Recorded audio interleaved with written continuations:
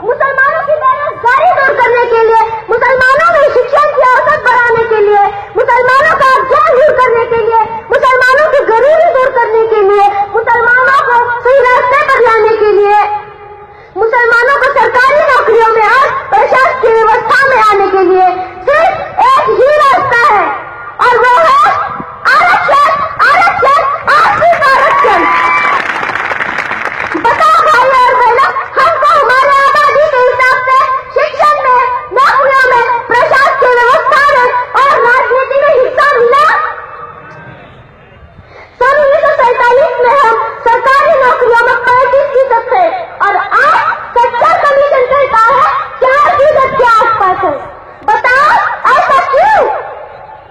देश के हर समाज को साथ लेकर चलना, उसका सामान विकास करना, ये लोकतंत्र में सरकार की जिम्मेदारी होती है।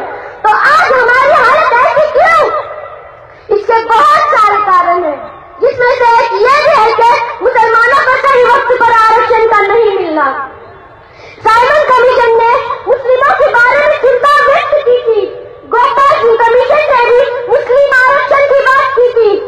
सच्चा कमीशन, रंगनाथ मिश्रा कमीशन और महमूदुर रहमान कमीशन, इन सबका रिपोर्ट कहता है मुसलमानों को आरक्षण की सख्त जरूरत है।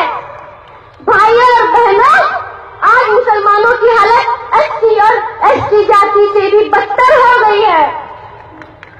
चलो देर आए दुरुस्त आए।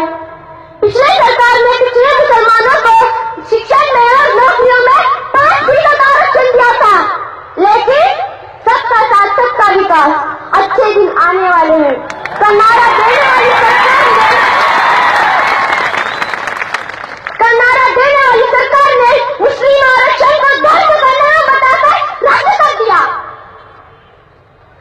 हालांकि मुंबई उच्च न्यायालय ने कहा था मुस्लिम आरक्षण शिक्षण क्षेत्र में जैसे के वैसा जारी रखो, लेकिन सरकार की ओर से कहा गया हम मुस्लिम आरक्षण देने के पक्ष में नहीं है। अरे वाह, दुनिया में 7 अजूबे और महाराष्ट्र की सरकार 8वां अजूबा।